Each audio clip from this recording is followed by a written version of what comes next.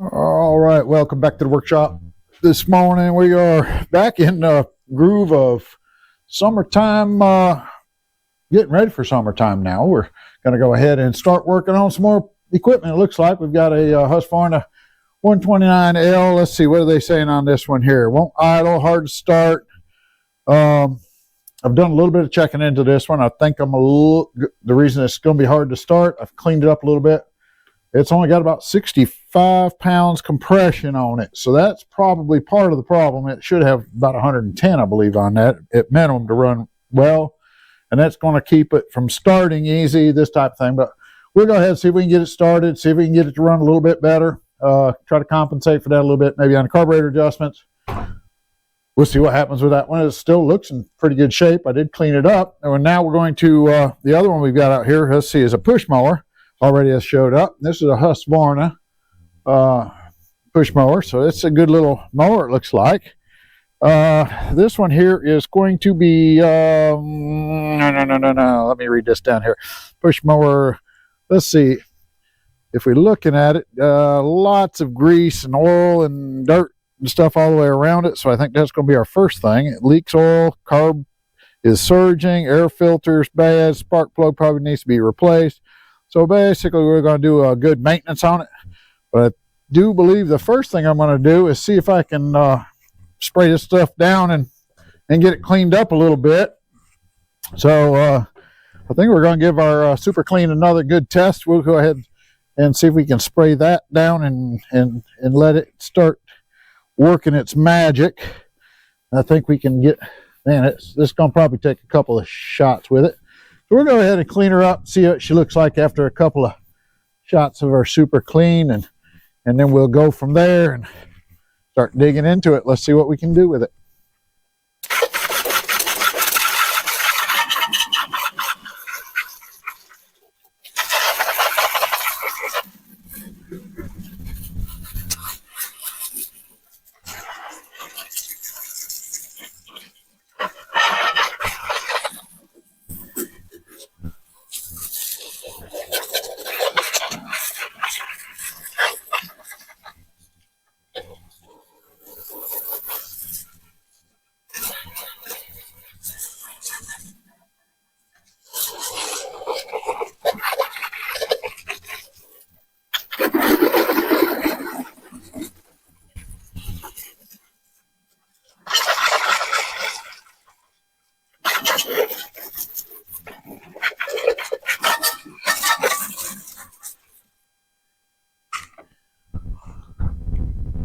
It's not looking too bad for one spray. We're still going to hit a little bit more because I still see something buried up in there, but I think that's going to do. We'll hit it again and then we'll be ready to start working on it. Okay, we have made some pretty good progress. This old lawnmower looks pretty good. Now we can go down to checking it out a little bit. First thing I want to do is go ahead and check the oil. On your oil, always make sure the dipstick should be always screwed in if it's a screw-in type. And go ahead and unscrew it and pull it out. And with a clean cloth, go ahead and wipe it down. You can look at it. This looks like it's been changed recently. It's pretty good and clean. Let's check and see how much is in there, though. We want to make sure of that. So we set it in there, and you kind of screw it in. If it's a screw-in type, make sure you screw it all the way down, just like it would be running. Once you get it in there, go ahead and back it back out. And then we'll go ahead and pick it up, and oh man, I don't know if you're going to be able to see this on the camera or not, but the level on this is up here. The safe level is way down here. So maybe that's why we've got so much oil blowing all over the place, is because it's way overfull.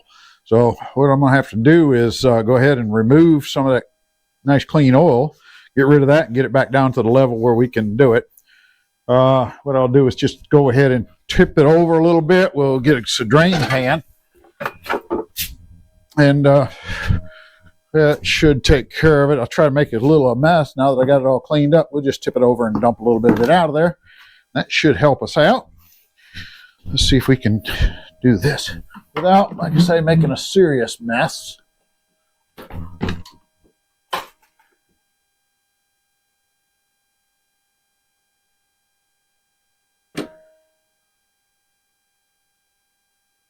It's probably going to make a mess either way.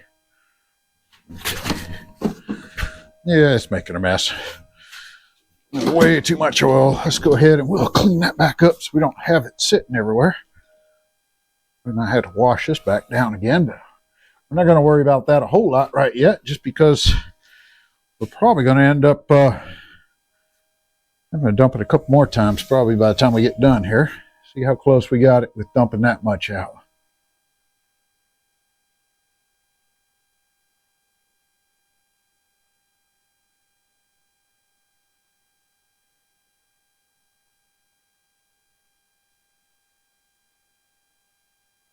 It's still too full. So we'll go ahead and just do that a couple more times until we get just the right amount of it out. And then we'll go on to see what else we've got to look at, the plugs and that kind of thing. We'll just do kind of a tune-up on this and see if she can get a run. Okay, we've got the oil at its correct level now. The second thing I want to check is going to be the air filter, and that's simple.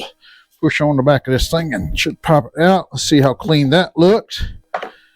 It pops off, and that's definitely dirty. You can see down in it, it's all filled with dust and dirt. The rest of it looks pretty good in here. I don't think we have anything to worry about there. So let me grab a new air filter, and we'll put us a new one on. I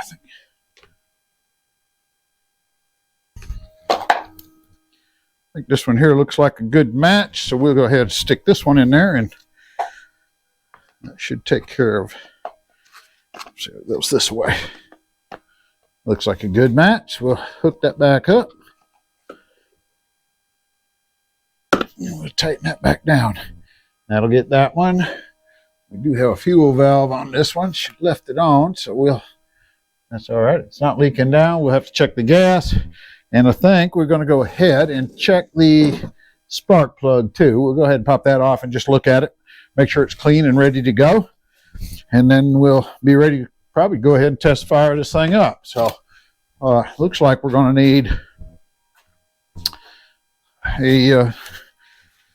I think this is a 3/4 inch plug on this.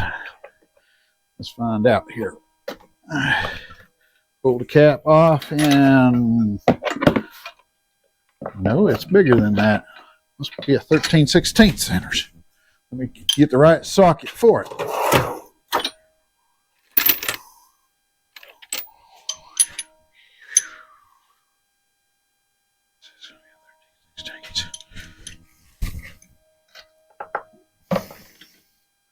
Yes, that's the 13/16 socket, which is also going to be a 1/2 inch drive in my case. So we'll have to grab that one up. And a little extension to get us down in there, I think, will help also.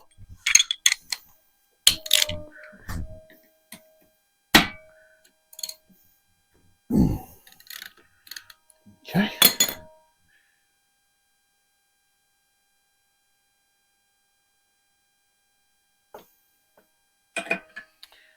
And we'll pull it out, just take a quick look at it. Looks like it's kind of burning pretty clean. It's not all nasty or anything, so I think it'll probably be all right. We'll go ahead and probably hit it with a wire brush real quick, and then we'll stick her back in there. Okay, I messed up a little bit here on you. I'm sorry about that, but let's see if I can just set this up and you can kind of see what's going on. I did have to decide to clean this carburetor up a little bit. Basically, it's just these, you take the cover off and these 2 bolts, pull them out. There's a hose here that goes to your gas. I've disconnected that. That's just a little squeeze clamp. Make sure your gas is shut off. And then this just kind of falls out of the way. And you also have another little bracket here that sits up in behind here that kind of falls away when you take this off.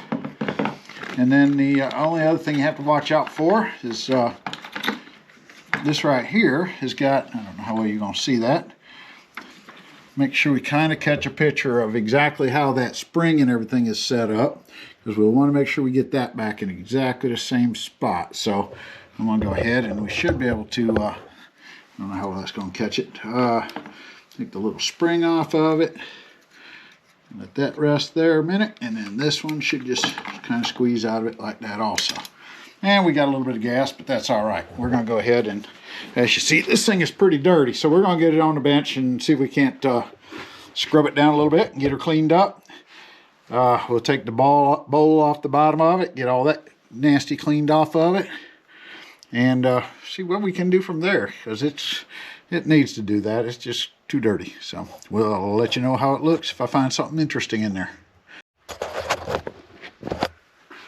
Okay, I've got this a little bit cleaned up. Actually, you can see it. Just hit it with a little carburetor cleaner.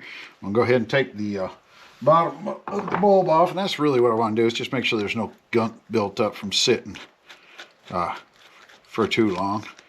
So we just take the bottom of that nut off of there, kind of easy, and look down in here and make sure that we don't have anything gummed up, and I don't see anything there. Check and make sure your float's not full of gas or anything like that. That looks good, actually. No problem there. We may go ahead and pull the jet out of here. That's just a flat screwdriver, and I've got another video out there if you really want to see the full tear down of all the parts and pieces on these carburetors. But I'm going to go ahead and pull that jet just to make sure that it's not gummed up down into that. But everything else here looks really good. The cap and everything, it does. You'll see a lot of yellow build up in there if it's in bad shape, but this looks pretty good. So let me just pull that jet out, make sure it looks good, and we'll put her back together. All right, well, you've got this carburetor all cleaned up now, and as we can see, this is kind of a little bit of a pain to put together. There is a little plunger right here. I believe that has to do with the auto choke. I'm not exactly sure how that works, but it definitely makes it a little bit more challenging to put all this together. So I'm going to try to get you signed up here to see what I found to be maybe the best way to get it together. I don't know how well this is going to show in here because my hands are going to be kind of all over it. But anyways, we're going to try. So first thing we've got is, I think I found that if you put this together, put a carburetor on there first. So we needed to pay attention to where those two were, and that spring goes there, and then this goes into that. So that's got our first one set up. Next thing I think we want to try to do is, there's a gasket on the back side of that. I don't know if you can see it or not, but the gasket goes on the back side of that, and I think it's easiest to go ahead and put this guard on there, and your bolts will slide all the way into that. There's a little shoulder on there, and they push up against the carburetor versus this cover when you tighten it back down. So then once you get that in place, the next gasket goes on is this one here, and if you look at it, this one here, you can kind of tell which direction it goes because of the indentation. We're not replacing that. It's a good gasket, so we'll set that right over the bolts. Let's see if we can show you kind of where we're at here on this side. You can see that it's got the gasket on there. And the next thing that's going to go on is going to be this piece, and it just simply slides on there. And then your gasket goes on, and it fits just like that. Now the trick from here is this little plunger inside here, you can see it, is actually lines up with this little pin, if you can see that, when you go to put it together. And when you do that, it puts pressure against there. And I think this is all part of the auto choke mechanism is what they call it. But basically, you got to push all that together, make sure it lines that pin up with the center of this, and push it back on and get your bolt started, and kind of try not to let it all fall apart. So we're going to try to do that for you and see if we can do it here fairly quickly. And I'm going to also at the same time line my air hose back up on that.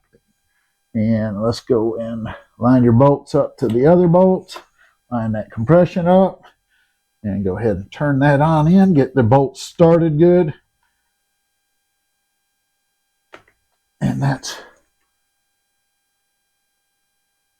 where the tougher parts are.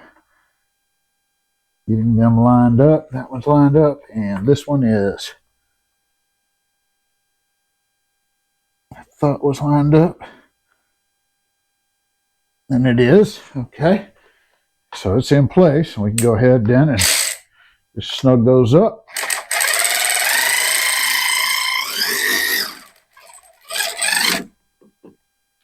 This one here.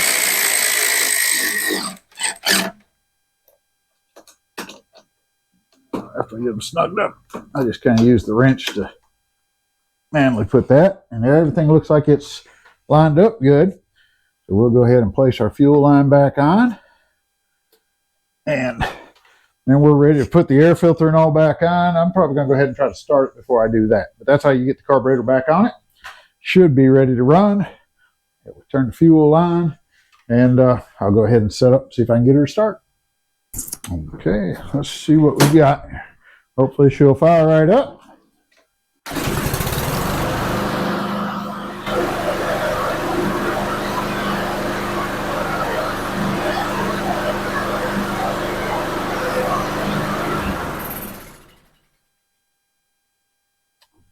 All right, looks like she's purring like a kitten. We'll go ahead. I think the only other thing I'm going to do, I did notice that underneath it, the belt or the blade is a little bit, looks like it's off.